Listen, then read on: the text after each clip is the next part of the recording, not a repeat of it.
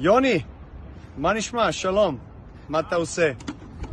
I'll see you soon in Tel Aviv, my friend. You know that very well. We're going to be on the court again after so many years. I know this is going to be your last tournament.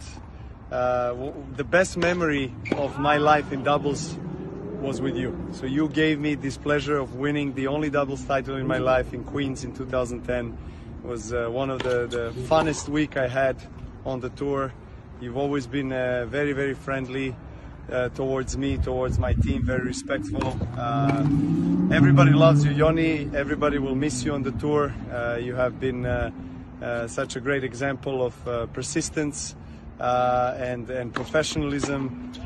So I look forward to seeing you in Tel Aviv in your last dance on the court. And it's going to be my honor to be alongside you for that tournament, the last one in your career. And then, of course, we are going to celebrate your career off the court as well and nurture our friendship for a long time. All the best, my friend.